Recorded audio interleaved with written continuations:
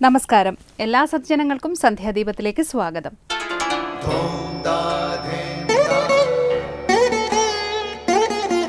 ശുഭം ഭവതു കല്യാണമായുസാരോഗ്യവർദ്ധനം സർവദുഃഖ വിനാശായ സന്ധ്യാദീപം നമോസ്തുതേ. നാമം ജപായനം പുണ്യം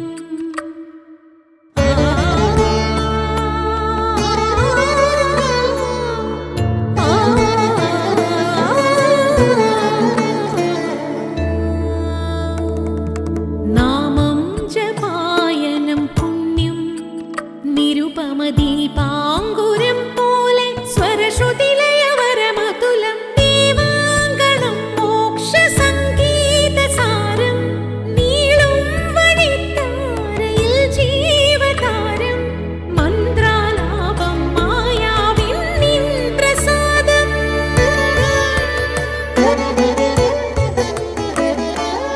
ഇരുൾ നീങ്ങിയുണരുന്ന തെളിനാളദീപം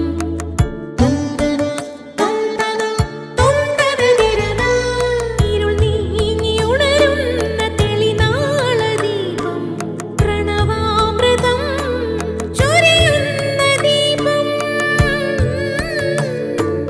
ദീപം ദീപം ദീപം ദീപം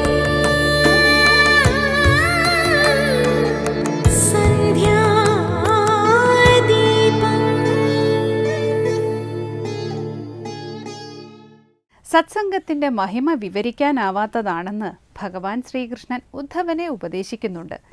ഒരാൾക്ക് എന്തെല്ലാം ദുരിതങ്ങൾ ഉണ്ടെങ്കിലും അതൊക്കെ സത്സംഗം കൊണ്ട് തീരും. എത്ര തന്നെ തടസ്സങ്ങളുണ്ടെങ്കിലും അവയൊക്കെ നീങ്ങി ആത്മസാക്ഷാത്കാരവും സാധിക്കും. അസുരന്മാരിലും രാക്ഷസന്മാരിലും പ്രാകൃതന്മാരായ മനുഷ്യരിലും മൃഗങ്ങളിലും പക്ഷികളിലും പെട്ട എത്രയോ ജീവന്മാർ സത്സംഗം ഒന്നുകൊണ്ട് മാത്രം ആത്മസാക്ഷാത്കാരത്തെ പ്രാപിച്ചു. പ്രഹ്ലാദൻ, വൃത്രാസുരൻ എന്നിവർ അസുരന്മാരായിരുന്നു. വിഭീഷണാദികൾ രാക്ഷസന്മാരായിരുന്നു. സുഗ്രീവനും ഹനുമാനും മറ്റു മൃഗങ്ങളായിരുന്നു. ജടായു, സമ്പാദി എന്നിവർ പക്ഷികളായിരുന്നു. സജ്ജന സമ്പർക്കം കൊണ്ടു മാത്രം അവർക്ക് ജന്മമുക്തി ലഭിച്ചു. ഗോകുലത്തെ ഗോപികൾ സാധാരണ മനുഷ്യ സ്ത്രീകളായിരുന്നു. അവരാരും വേദം പഠിക്കുകയോ ഗുരുകുലവാസം ചെയ്യുകയോ തപസ് ചെയ്യുകയോ യോഗം അഭ്യസിക്കുകയോ ചെയ്തിട്ടില്ല. എന്നാൽ കേവലം സത്സംഗം ഒന്നുകൊണ്ട് മാത്രം അവരൊക്കെ മുക്തരായി. ഇതാണ് സത്സംഗത്തിൻ്റെ മഹിമ. പരമാർത്ഥമായ സത്സംഗം കൊണ്ട് ഭക്തിയും ജ്ഞാനവും വൈരാഗ്യവും എല്ലാം ഉണ്ടാകും. കാരണം സജ്ജനങ്ങൾ ഈശ്വരസ്വരൂപികളാണ്. എല്ലാ അവയവങ്ങളിലും ഈശ്വരനെ കൊണ്ട് നടക്കുന്നവരാണ് സജ്ജനങ്ങൾ. അതുകൊണ്ടാണ് സജ്ജന സന്നിധിയിലെത്തുന്നവർ ശുദ്ധീകരിക്കപ്പെടുന്നത്. തുടർന്ന് ശ്രീ കാവാലം ശ്രീകുമാർ ദക്ഷിണാമൂർത്തി സ്തോത്രം ആലപിക്കുന്നത് കേൾക്കാം.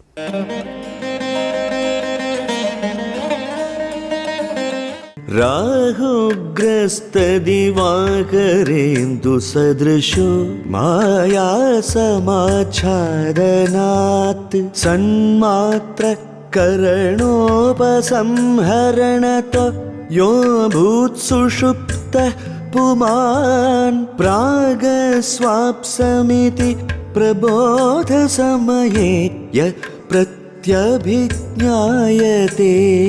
തസ്മൈ ശ്രീഗുരുമൂർത്തയേ നമ ഇദം ശ്രീദക്ഷിണാമൂർത്തയേ. അടുത്തതായി ശങ്കരസ്തോത്രാമൃതം. സൂര്യനോ ചന്ദ്രനോ രാഹുവാൽ ഗ്രസിക്കപ്പെടുന്നു എന്നതുകൊണ്ട് ഒരിക്കലും ഇല്ലാതെയാകുന്നില്ല. തൽക്കാലത്തേക്ക് ഇല്ലാതെയാകുന്നു എന്നേ ഉള്ളൂ. ഇതാണ് മായയുടെ മറയ്ക്കപ്പെടൽ. മറയ്ക്കപ്പെടൽ മാറിക്കഴിഞ്ഞാൽ പഴയതുപോലെയായി, ഒരു മാറ്റവുമില്ല. അപ്പോൾ വേണ്ടത് ഈ മായാവനികയെ മാറ്റാൻ ഭേദിക്കുന്ന ഒരു പ്രകാശം വേണം. ശ്രീ ശങ്കരാചാര്യർ രചിച്ച ദക്ഷിണാമൂർത്തി സ്തോത്രത്തിലെ 6-ാം ശ്ലോകമാണ് ഇന്ന് ശങ്കര സ്തോത്രാമൃതത്തിൽ സ്വാമി ചിദാനന്ദപുരി വ്യാഖ്യാനിക്കുന്നത്.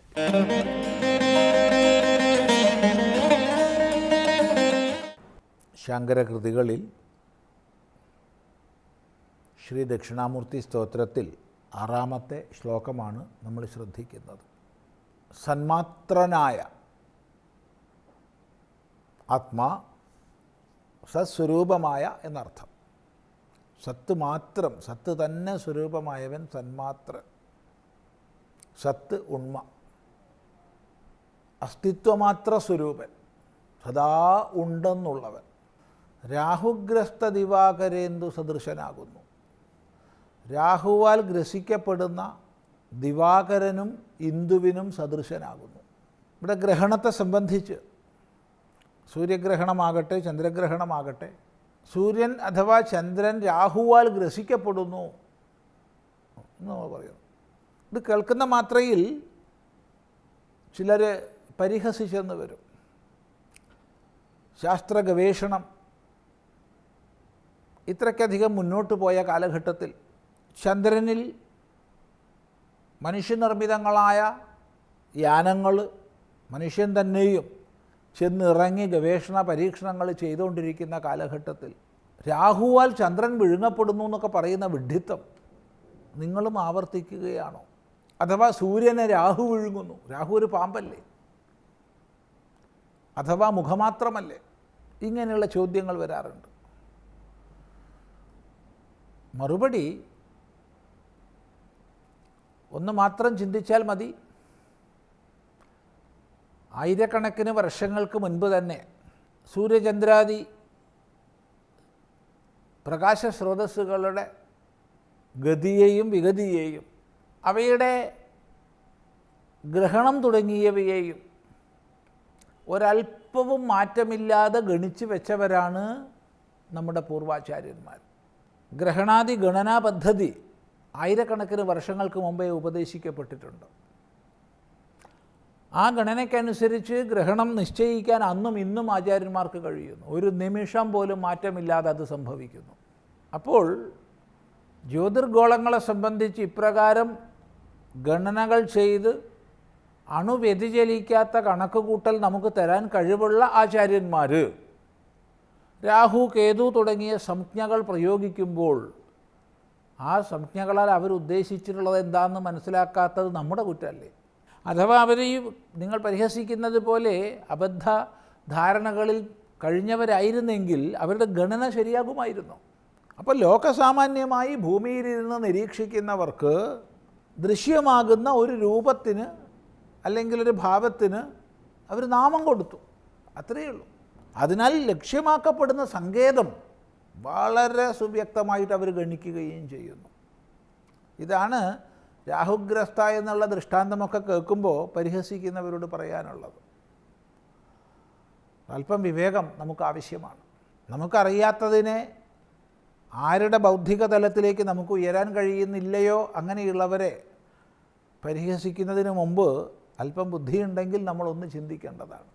ഏതായാലും ഇവിടെ ദൃഷ്ടാന്തം അത് തന്നെ അനുവർത്തിക്കുന്നു. രാഹുഗ്രസ്ത ദിവാകരേന്ദു സദൃശ, രാഹുവാൽ ഗ്രസിക്കപ്പെട്ട ദിവാകരനും ഇന്ദുവിനും സദൃശമായിട്ട്. അവിടെ രാഹുവാൽ ഗ്രസിക്കപ്പെട്ട ദിവാകരനോ ഇന്ദുവോ ആകട്ടെ ഇല്ലാതാകുന്നില്ല. ഉള്ളതൊരിക്കലും ഇല്ലാതാകില്ല, ഇല്ലാതാക്കാൻ രാഹുവിന് കഴിയില്ല. എന്നാൽ തിരോഭവിക്കുന്നു,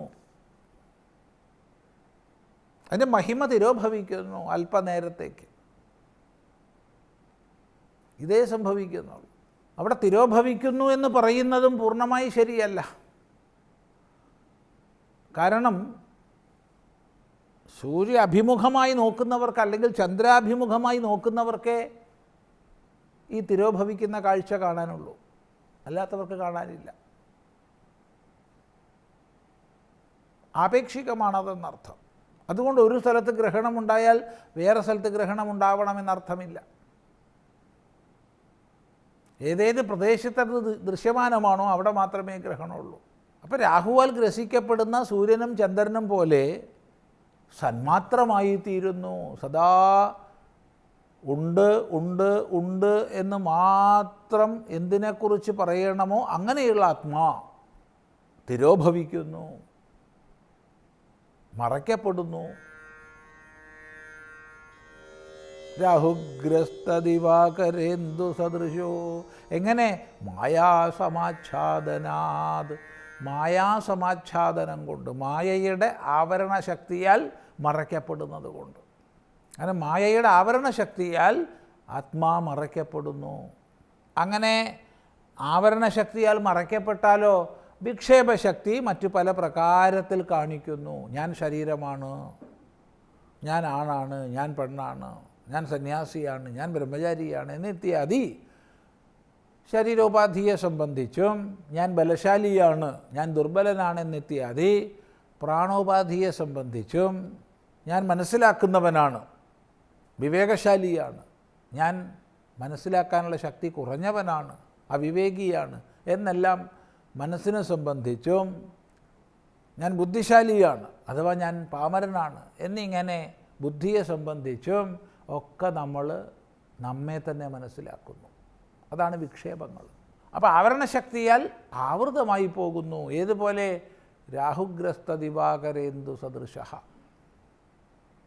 അങ്ങനെ സന്മാത്രം മറയ്ക്കപ്പെടുകയാണ്.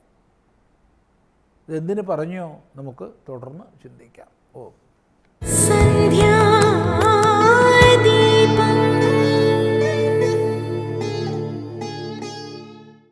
തുടർന്ന് സനാതനധർമ്മം. ഭഗവാന്റെ ജനനത്തിന് മുൻപുള്ള സമയങ്ങളിൽ കംസാദികൾ ആശങ്കാകുലരാണ്. ദേവകിയുടെ ഉദരത്തിൽ വളരുന്ന കുഞ്ഞിനെ കൊല്ലുന്നതിനേക്കാൾ ദേവകിയെ തന്നെ കൊന്നാലെന്ത് എന്ന് കംസൻ ചിന്തിക്കുന്നു. 10 ആനകളുടെ ബലമുള്ള താൻ ദുർബലയായ സ്ത്രീയെ കൊന്നു എന്ന പേരുദോഷം വേണ്ട എന്ന് ചിന്തിക്കുന്ന കംസന്റെ ആശങ്കകളാണ് ഇന്ന് സനാതനധർമ്മത്തിൽ സ്വാമി ബ്രഹ്മസ്വരൂപാനന്ദ വിവരിക്കുന്നത്.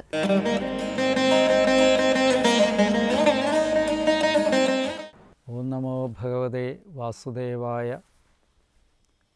എല്ലാവർക്കും എൻ്റെ പ്രണാമം. അടുത്ത ഒരു ശ്ലോകത്തിന് ശേഷം ഭഗവാന്റെ അവതാരത്തെ സ്തുതിക്കുന്നതും അവതാരവുമാണ് അടുത്ത ശ്ലോകം. നമ്മുടെയൊക്കെ ഒരു പരമഭാഗ്യം എന്ന് വിചാരിക്കാം. എന്തായാലും ആ ശ്ലോകത്തിലേക്ക് കിടക്കുകയാണ്. ജഹു കിന്നര ഗന്ധർവ തുഷ്ടുവു സിദ്ധചാരണാഹ വിദ്യാധരശ്ച നനൃതു അപ്സരോ വിസമം മുത. പറയുകയാണ്. മുത എന്ന് പറഞ്ഞാൽ സന്തോഷം. അപ്പോൾ സന്തോഷത്തോടു കൂടി, മുതയോടുകൂടി സന്തോഷത്തോടു കൂടി കിന്നർവ ഗന്ധർവ, കിന്നരന്മാരും ഗന്ധർവന്മാരും അവർക്കൊക്കെ വളരെയധികം സന്തോഷമായി ഭഗവാൻ അവതരിക്കാൻ പോവുകയാണ്. ആ അവതാരം വരുന്നതുകൊണ്ട് നമ്മളാണ് അതിനെ എല്ലാവരെയും അറിയിക്കേണ്ടത്. അതുകൊണ്ട് തന്നെ അവർ ആഹ്ലാദം പ്രകടിപ്പിച്ചു. ജഗുഹു, അവരാദ്യം ഗാനം ചെയ്തു. പിന്നെയോ സിദ്ധചാരണാഹ, സിദ്ധന്മാരും ചാരണന്മാരും തുഷ്ടുവുഹു, സ്തുതിച്ചു. ഒരു കൂട്ടർ ഗാനം പൊഴിച്ചു, മറ്റൊരു കൂട്ടർ ഭഗവാന്റെ അവതാരത്തെ സ്തുതിച്ചു. അപ്സരോഭിസമം, അപ്സരസുകളോടുകൂടിയ ആരാണ്? വിദ്യാധരാഹ, വിദ്യാധരന്മാർ നനൃതുഹുച്ച, നർത്തനവും ചെയ്തു. അവർ നൃത്തവും ചെയ്തു. എല്ലാ പ്രകൃതിയിലുള്ള എല്ലാവർക്കും ഒരുപോലെ ആനന്ദത്തെ പ്രദാനം ചെയ്യുന്ന ഒന്നായിട്ട് ഇതിനെ കണ്ടു എന്നർത്ഥം. മുമുജുർമുനയോ ദേവാഹ സുമനാംസി മുദാനിതാഹ മന്ദം മന്ദം ജലധര ജഗർജൂർ അനുസാഗരം. പറയുകയാണ്. മുനേഹ, മുനിമാരല്ല, മുനികളും ദേവാഹ, ദേവന്മാരും മുദാന്വിത, അവർ മുദാന്വിതന്മാരായി സന്തോഷത്തോടു കൂടിയവരായിട്ട് ദേവന്മാരും ഋഷിമാരും അപ്സരസുകൾ ഗന്ധർവന്മാർ എന്ന് തുടങ്ങി എല്ലാവരും തന്നെ സന്തോഷത്തോടു കൂടിയവരായി ആയിട്ട് സുമനാംസി, പുഷ്പങ്ങളെ, ഏതൊക്കെ വിധത്തിലുള്ള പുഷ്പങ്ങളുണ്ട്, ആഹ്ലാദം കൊണ്ട് ആനന്ദം കൊണ്ട് ഏതൊക്കെ തരത്തിലുള്ള പുഷ്പങ്ങളുണ്ടോ അത്രയും പുഷ്പങ്ങളെ മുമോജുഹു, മോചിച്ചു. പുഷ്പങ്ങളെയെല്ലാം മോചിപ്പിച്ചു കളഞ്ഞു. അവർക്ക് എല്ലാത്തിനും ഭഗവത്പാദാരവിന്ദങ്ങളെ അർച്ചിക്കാനുള്ള യോഗ്യത മാത്രമായി. തലയെ ചൂടേണ്ടവർ തലയെ ചൂടില്ല, അലങ്കാരങ്ങളിൽ അലങ്കരിക്കുന്നില്ല, എല്ലാത്തിൽ നിന്നും മോചിച്ചവരായി തീർന്നു. ജലാധരാഹ, മേഘങ്ങൾ മന്ദം മന്ദം, പതുക്കെ പതുക്കെ മെല്ലെ മെല്ലെ എന്തു ചെയ്തു? അനുസാഗരം, സാഗരത്തെ അനുസരിച്ചു. പണ്ടേ പറയുന്നതാണല്ലോ, സർവദേവ നമസ്കാരം കേശവം പ്രതി ഗച്ഛതി. എല്ലാ ദേവന്മാരുടെയും നമസ്കാരം കേശവൻ ഭഗവാനിൽ സമർപ്പിക്കപ്പെടുന്നു എന്നാണ്. അപ്പം അങ്ങനെ അനുസാഗരം, മെല്ലെ മെല്ലെ ഈ മേഘങ്ങൾ പൊഴിക്കുന്ന നദീ ജലങ്ങൾ പോലും മെല്ലെ മെല്ലെ സാഗരത്തെ ചുംബിക്കുമാറ് അനുസരിച്ച് ഗർജിച്ചു. ഇങ്ങനെ നാനാവിധത്തിൽ എല്ലാ പ്രകാരത്തിലും പ്രകൃതിയിൽ ഉണ്ടായിരിക്കുന്ന മാറ്റത്തെയാണ് ഇവിടെ വ്യക്തമായിട്ട് പ്രതിപാദിച്ചിരിക്കുന്നത്. ഭഗവാന്റെ അവതാരത്തിന് മുമ്പ് എല്ലാവിധത്തിലുള്ള ജീവനുള്ളവയായിക്കോട്ടെ ജീവനില്ലാത്തവയായിക്കോട്ടെ എല്ലാത്തിൻ്റെ ഉള്ളിൽ എന്തുണ്ട്? ആനന്ദം ഉണ്ടായി എന്നുള്ള കാര്യമാണ് പ്രകടമാകുന്നത്. അപ്പോൾ ഒരു ഭഗവാന്റെ അവതാരത്തോടു കൂടി ഉണ്ടാകുന്ന ആനന്ദം ഇവിടെ ജലത്തിനെ പറയുന്നു, പുഷ്പങ്ങളെ പറയുന്നു, വണ്ടുകളെ പറയുന്നു, നദികളെ പറയുന്നു, മനുഷ്യരെ പറയുന്നു, ഗന്ധർവന്മാരെ പറയുന്നു എന്ന് പറഞ്ഞാൽ എന്തർത്ഥം നമ്മൾ മനസ്സിലാക്കണമെന്നുള്ള കാര്യം ഭാഗവതം ഒരു ചോദ്യരൂപേണ നമ്മുടെ മുമ്പിൽ നിർത്തുകയാണ്. എന്തർത്ഥമാണെന്ന് ചോദിച്ചു കഴിഞ്ഞാൽ ചരമായിക്കോട്ടെ അചരമായിക്കോട്ടെ സർവത്തിലും ആനന്ദമുണ്ട്. ആ ആനന്ദം ഭഗവാന്റെ ആണെങ്കിൽ സർവത്തിലും ആനന്ദമുണ്ട് എന്നുള്ള അർത്ഥം നമ്മൾ മനസ്സിലാക്കണം. ചരാചന്ദ്ര വെള്ളത്തിലായിക്കോട്ടെ തീയിലായിക്കോട്ടെ എല്ലാത്തിലും ഭഗവത് അവതാര സമയത്ത് ആനന്ദമുണ്ടായി ആനന്ദമുണ്ടാകും എന്നുള്ള കാര്യം വ്യക്തമാക്കി കഴിഞ്ഞു. ഇനി അടുത്ത ഏറ്റവും പ്രധാനപ്പെട്ട കാര്യം ഭഗവത് അവതാര ഘട്ടമാണ്. അത് നമ്മൾ വായിക്കുന്നതിന് മുമ്പ് നമുക്ക് ഒന്ന് രണ്ട് കാര്യങ്ങൾ കൂടെ മനസ്സിലാക്കാനുണ്ട്. എന്താണെന്ന് ചോദിച്ചു കഴിഞ്ഞാൽ ഇവിടെ പറയുന്ന കാര്യങ്ങളെല്ലാം മനസ്സിരുത്തി വിചാരം ചെയ്തെങ്കിൽ മാത്രമേ ദേവകിയുടെ ഗർഭത്തിൽ സ്ഥിതി ചെയ്യുന്ന ശ്രീകൃഷ്ണ ഭഗവാന്റെ പരിപൂർണത നമുക്ക് മനസ്സിലാക്കാൻ കഴിയുകയുള്ളൂ. ദേവകിയും വസുദേവരും എത്രയധികം ആനന്ദിക്കുന്നു എന്നുള്ള കാര്യം മനസ്സിലാക്കാൻ കഴിയുള്ളൂ. അതിനു മുമ്പ് നാം മനസ്സിലാക്കേണ്ട ഒരു കാര്യം ചിലരുടെ ചോദ്യങ്ങളും അതിനുള്ള ഉത്തരവുമാണ് പറയുന്നത്. അതായത് ഭഗവാനായി ജനിച്ചിട്ട് പോലും ഒരുപാട് ക്ലേശങ്ങൾ സഹിച്ചു എന്നുള്ളൊരു ചോദ്യം പൊതുവേ ഭക്തന്മാരുടെ ഇടയ്ക്ക് പലപ്പോഴായും കേൾക്കുന്നുണ്ട്. അത് പലപ്പോഴായിട്ട് അവർ പ്രകടിപ്പിക്കുന്ന ഒന്നാണ്. ഭഗവാൻ പോലും എന്തോരം ക്ലേശം സഹിച്ചു എന്നുള്ളതാണ്. ഇവിടെ പ്രസക്തമായ ഒരു ചോദ്യമാണെങ്കിൽ കൂടിയും ആ ചോദ്യത്തിന് മറ്റൊരു ചോദ്യം കൂടെയുണ്ട്. എന്താണെന്ന് ചോദിച്ചു കഴിഞ്ഞാൽ ആർക്ക് വേണ്ടിയാണ് ഭഗവാൻ ഈ ക്ലേശം സഹിച്ചത്? ഭഗവാന് വേണ്ടിയോ അതോ ശിഷ്ടജനങ്ങളെ സജ്ജനങ്ങളെ സംരക്ഷിക്കുന്നതിന് വേണ്ടിയിട്ടോ?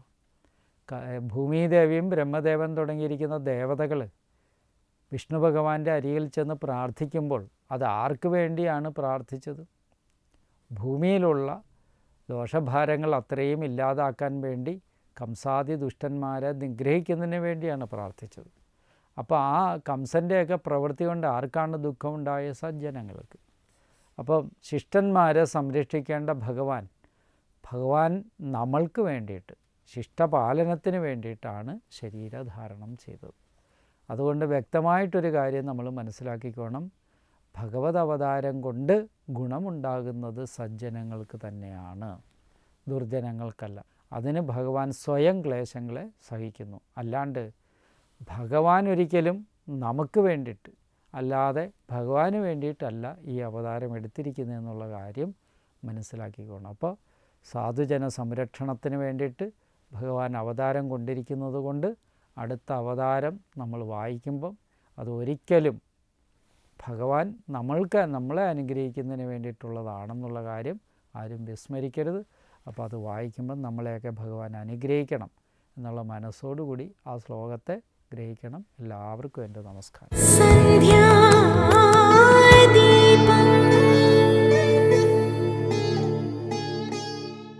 തുടർന്ന് ദീപാരാധനയാണ്. ക്ഷേത്രസന്നിധിയിലെത്തി മംഗളാരതി തൊഴുത് ഇന്നത്തേക്ക് മടങ്ങാം. എല്ലാവർക്കും നമസ്കാരം.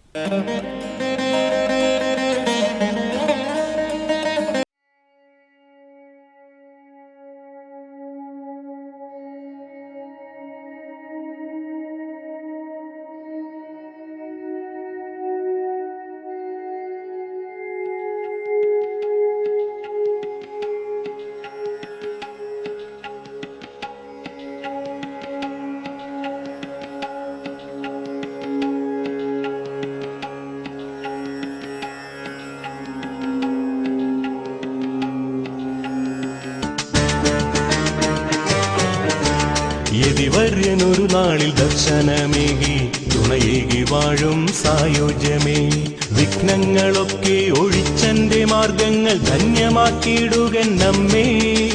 സന്താപമൊക്കെ പറയാതറിയുന്ന അമ്മേ നീ തന്നെ ശരണം.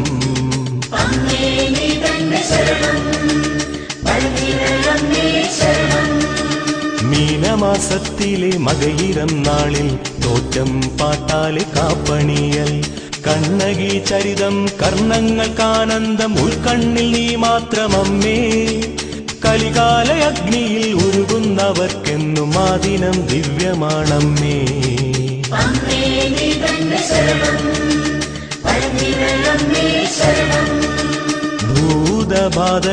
ഭൂതബാധകളൊക്കെയൊഴിക്കുവാൻ ശ്രീഭൂതബലിയമ്മേകമാർഗം മംഗമാർ നിഷ്ഠയോടെത്തുന്നു മാതേ പൊങ്കാലയർപ്പിച്ചു ധന്യരാവാൻ സമ്മോദപൂർവമാ നൈവേദ്യമേകാൻ പുൽപ്പൂവിലെന്നും വിളങ്ങിടണേ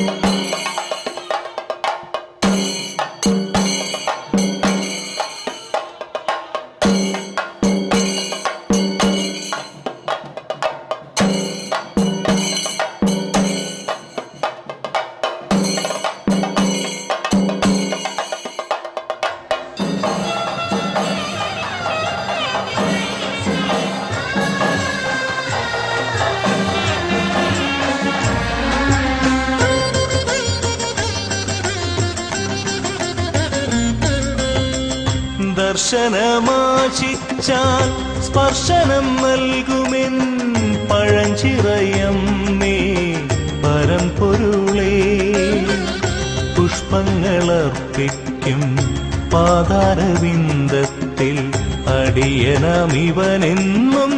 ഇടം തരണേ കനിവിൻ തീർത്ഥം നീ തരണേ ദർശനമാശിച്ചാൽ സ്പർശനം നൽകുമെൻ പഴഞ്ചിറയമ്മേ പരമ്പൊരുളേ